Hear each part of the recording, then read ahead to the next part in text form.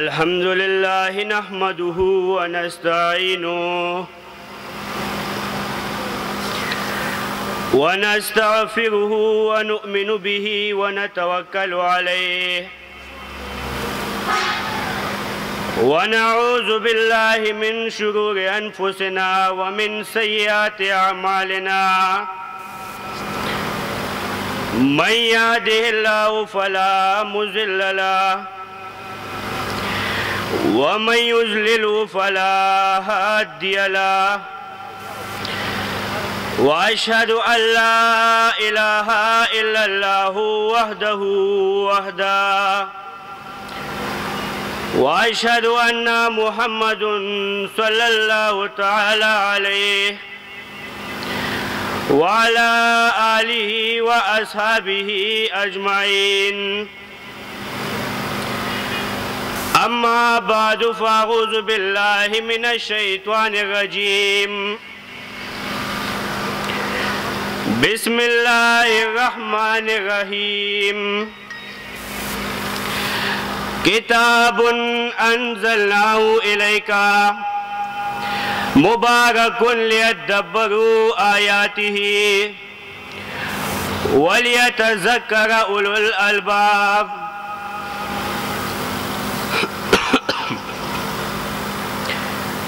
मुसलमानों औरीदुनको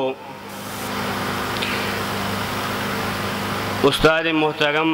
आगे तशरीफ़ फरमा दी दागई पमख के बयान को मुनासिब न करम खुदागई हुक्म दागई हुक्म पूरा कोल द पारा स्तासुरान दे द कुरान और द सुन्नत ना यवसो खबर कम।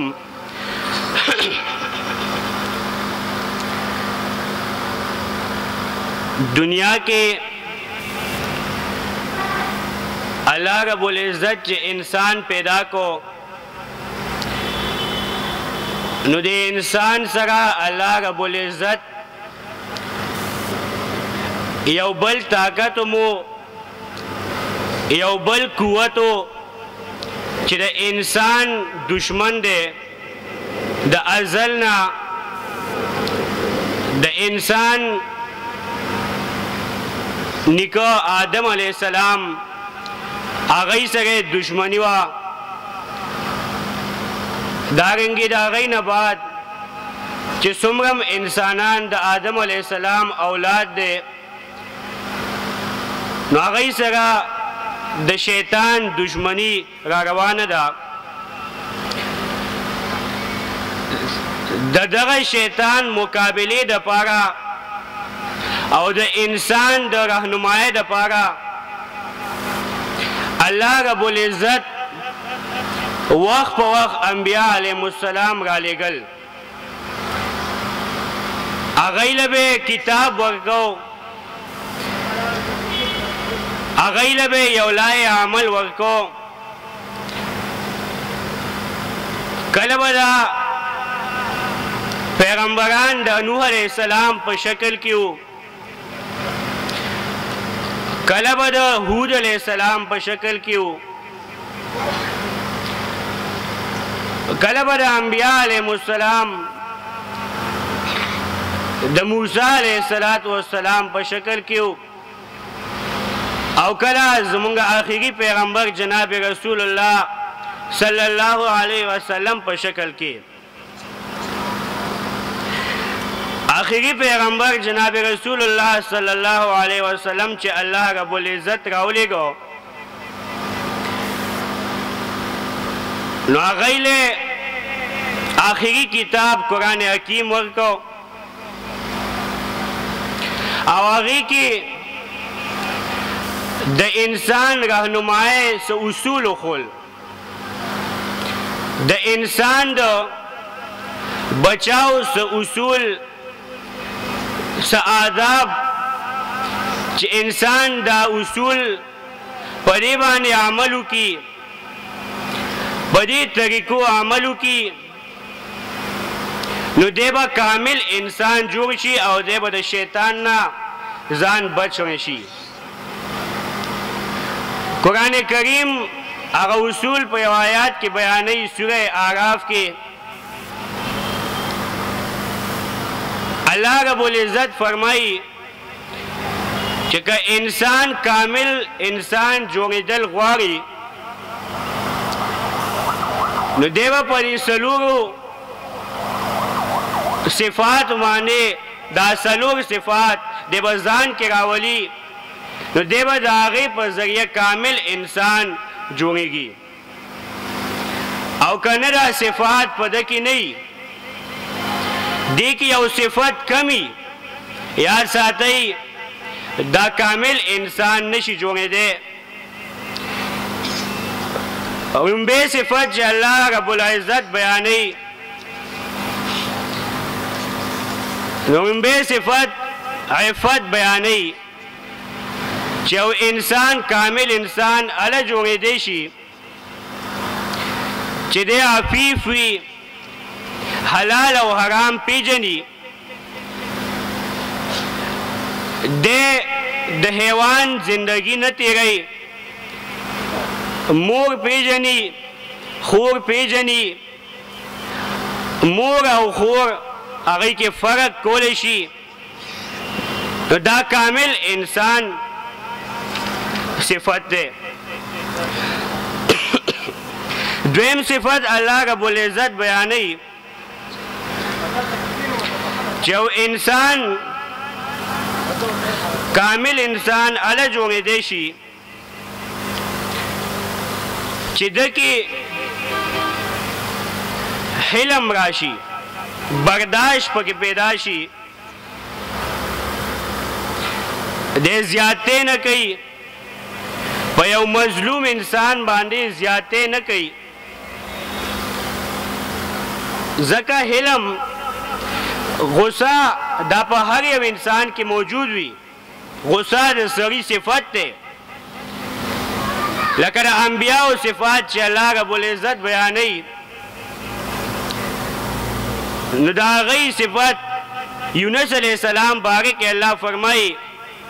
والظنون اذ ذهب مغاضبا فظن ان لن نقدر علیه د هغې صفت راغلی دی چې غصه راغلی وه د قوم په باره کې چې قوم شرکیات کول قوم د الله د کتاب د الله د دین خلاف کو نو یونس علیه السلام غصه شوی دی بعضې خلک وایي غصه ښه شی نه دی نه غصه ښه شی دی خو غصه دباول دا د انسان صفت دی دویم صفت الله رب العزت بیانوي چې دی به غصه نه کوي بېځایه غصه دا د کامل انسان صفت نه دی دریم صفت الله رب العزت د انسان د تکمیل دپاره بیانوي چې دی به شجاع وي دی به بهادر وي ده کې به بزدلي نه وي ده کې به کمزوري نه وي او د هغې بیان کوي وان تشرکو بالله او حرام کړی دی الله چې حصه‌دار وګرځولی شي د الله سره حصه‌دار وګرځوي د الله سره چې شرک نه کوي ځکه دا مشرک چې شرک کوي نو مشرک دا دومره بزدل وي چې د ګټې نه یریږي د اونې نه م یریږي د ځان غونته کې بنده نه یریږي یاره ما ته نقصان ونه رسوي یاره تکلیف رانه کي الله فرمایي چې انسان کامل انسان هله جوړېدی شي چې دی شرک نه کوي ځکه مشرک دا بزدل وي او زمونږ مشرانو زمونږ ائمو هغه مونږ ته دا طریقه ښولې ده مونږ د خپلو مشرانو نه دا اورېدلي دي چې یو سړی د دین خدمت دپاره راوځي هغه کې به شجاعت وي هغه کې به بهادري او زمونږ پیغمبر علیه الصلاة والسلام انتهایی بهادر انسان و، یو انتهایی شجاع. یو ځل مدینه کې یو ډز غونډه کې وشو، آواز وشو، صحابه راوتري ګوري، تحقیق کوي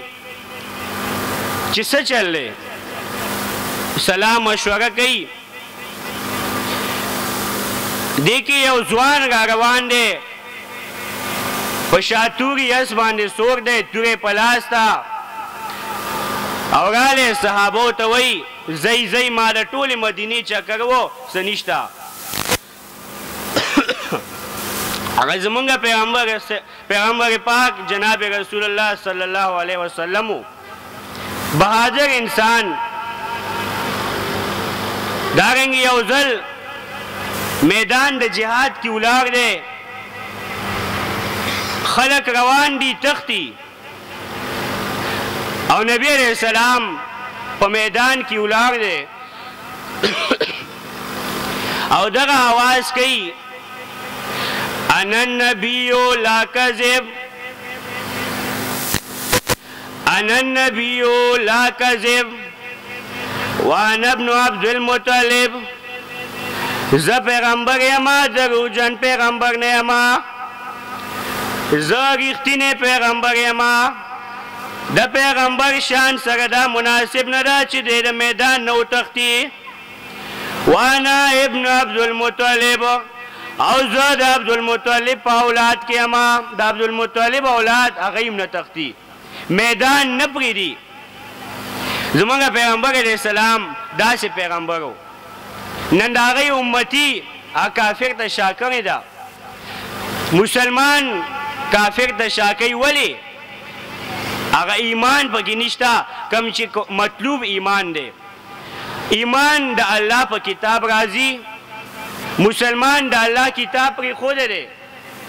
مسلمان د الله کتاب ته شا کړې ده. نو هغه د پیغمبر علیه السلام امت، د هغه پیغمبر امت چې نبی علیه السلام فرمایي زما رب هغه په کافرانو باندې اچولی شوی دی د میاشتې په سفر باندې. نصرتو بالرعب مسیرة شهر، زما رب اچولی شوی دی په کافرانو باندې د میاشتې په سفر. میاشت لري مانه کافر، او هغوی چې زما نوم واوري ریږدندې پرې راشي. داسې یو پیغمبر د هغه امتیان نن ذلیله دي. نن د هغه خپل معیار نه د مسلمان خو یو جدا مقام و، د مسلمان خو یو جدا حیثیت و، هغه حیثیت نن ختم شوی دی. نن کافر راځي په مسلمان باندې حملې کوي، نن کافر راځي مسلمان ذلیله کوي د مسلمان په ملک کې. ولې؟ د الله کتاب یې پرېښودی دی، د الله کتاب ته شا کړې ده. د الله کتاب چې څه دپاره راغلی و، په هغې عمل نشته. کوم آیات چې معلوم دی په هغې کې الله رب العزت فرمایي کتاب انزلناه الیک، دا عظیم الشان کتاب راو مې لېږه تا ته لیدبروا آیاته، دې دپاره چې سوچ وکړي د دې په آیاتونو کې. دا قرآن کریم ما رالیږلی دی دې دپاره لیدبروا آیاته، چې سوچ وکړئ د دې په آیاتونو کې. قرآن مې رالیږلی دی لیدبروا آیاته، د دې په آیاتونو کې سوچ وکړه، د دې په آیاتونو کې ځان پوه کړه. نو سوچ والا راځي چې انسان خو قرآن ته کینی. یو سړی چې د الله کتاب ته ناست نه دی، یو سړی چې د الله کتاب ته شا کړې ده، هغه په دې کې سوچ څنګه وکړي. عمر رضی الله تعالی عنہ یو ځل روان و، په اوښ باندې یا په بل سورلی باندې و، راکوز شو او په چړا شو. ملګري تپوس کوي حضرت ولې؟ عمر رضی الله تعالی عنہ ورته وایي یو زمانه داسې وه چې زه هلک وم پلار سره روان وم پلار زه په دې ځای کې ما نه د اوښانو له مې اوبه ور نه کړې زه پلار د اوښ په هغه د هغه سوتلی باندې پورې باندې زه ووالم او دومره ووالم چې زما په ملا تغمې ودرېدې او نن داسې یو زمانه ده چې د نیمې دنیا نه زیات زمونږ بادشاهي ده بیا یو جمله ویلې وه زمونږ استاد محترم حضرت شیخ القرآن هغه فرمایي چې هغه داسې جمله ده چې پکار ده د سرو په اوبو یې ولیکئ هغه فرمایلي وو كنا أذل قوم فعزنا الله بالقرآن مونږه ډېر لاندې خلکو مونږه ډېر پریوتي خلکو فعزنا الله بالقرآن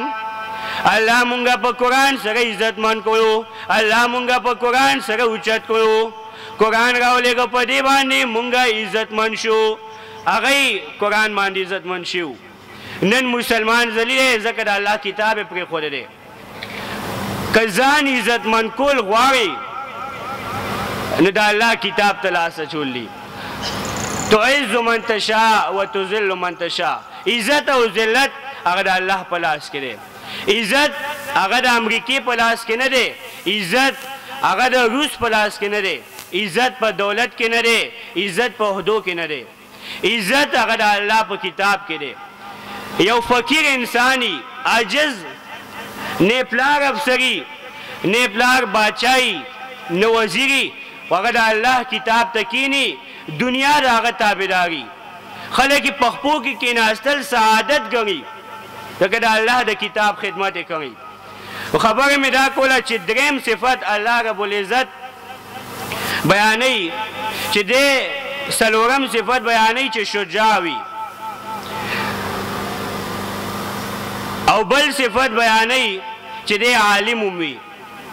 ځکه د الله د کتاب علم چې یو سړي سره نه دام کامل انسان نشي جوړېدی دا څلور صفات الله رب العزت په دې یو آیات کې بیان کړي دي د انسان د تکمیل لپاره چې انسان کامل انسان جوړېدل غواړي نو په دې څلورو صفاتو به عمل کوي دا په ځان کې راولي دی به الله